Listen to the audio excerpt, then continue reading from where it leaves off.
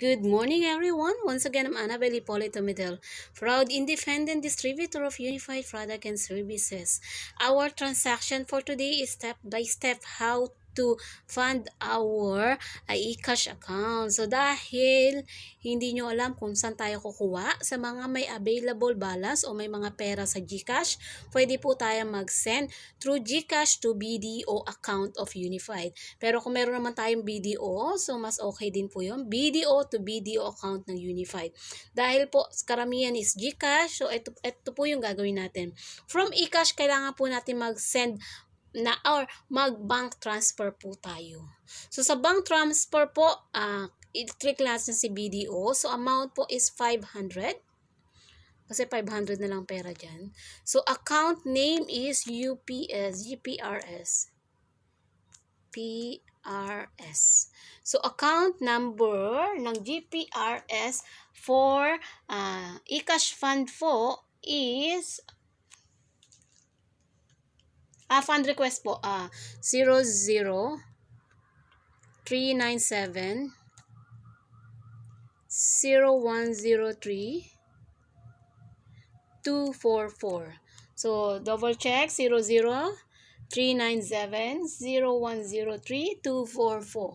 So, yan po. Make sure po at mailagay din natin yung email para mas ma-receive natin yung verification code or, copy ng ating receipt. So, send po natin. Kung makikita nyo, andyan na po ang pangalan ng GPRS. Kasi po, pag hindi naman tama yan, so, bank is being processed. So, just click. So, meron na po tayo, di ba? Being processed. So, punta po tayo sa ating BDO. Sa email po na ibinigay. So, dire-diretso na natin. So, automatic po yung makaka-receive tayo ng nag-send tayo sa BDO ng Unified. So, send money to bank. Ito po yung ating i-screenshot. Kung makikita nyo. So, screenshot ko po para mas maganda yung pagkakaano. Ayan, transaction. Ayan, okay na po. Save. Then, nandito na po, pupunta na po tayo sa ating account.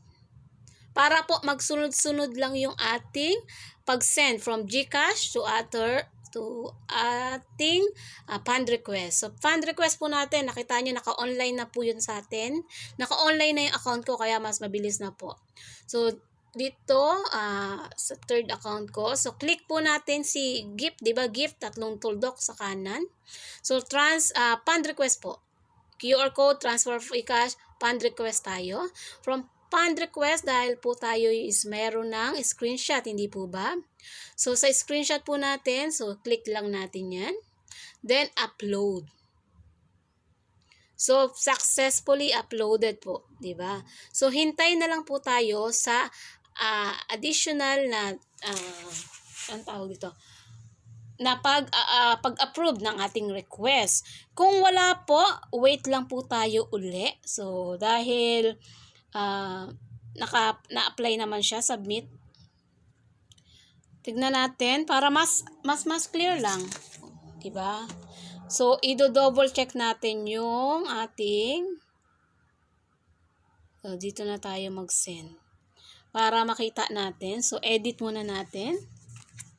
So, yung fund request, kung nakita nyo yung ating ticket number. Hindi ticket number. Kailangan po natin is yung reference number. Ano ba reference number? Reference number po is nakita nyo yung GCash reference number. Ilang zero yon? 0, 0, apat ba yan? Malabo na yung mata ko. 4196, tatlong 7 at 2 4. So, click po natin yan. So, hindi ko naman na-send yan. So, balik po tayo dito sa ating fund request. So, sabi nga daw, lagyan natin ng X. 0, 0, 0, 0, 4, 1, 9, 6, 7, 7, 7, 44. So, phone number po natin is 0928-633-1909. Choose fund, eCash. Deposit is online. So, bank name is BDO po. Kasi branch is online. So, amount po natin is 500. Ang date po natin is today. So, correct. Time po natin is 12:43. Is correct. So, submit po natin password. Tama ba yung password ko? Invalid password. So, iba na. So, yan po.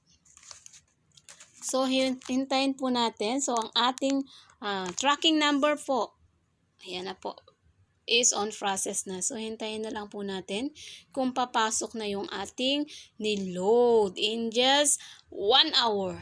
Pag wala pong 1 hour, ulitin lang natin. Pero alam ko kasi umaga pa, wala pa po. Hindi naman to tatagal. So, that's all lang po for today. Once again, I'm Annabel Hipolito Midel, proud independent distributor of unified product and services. Good morning.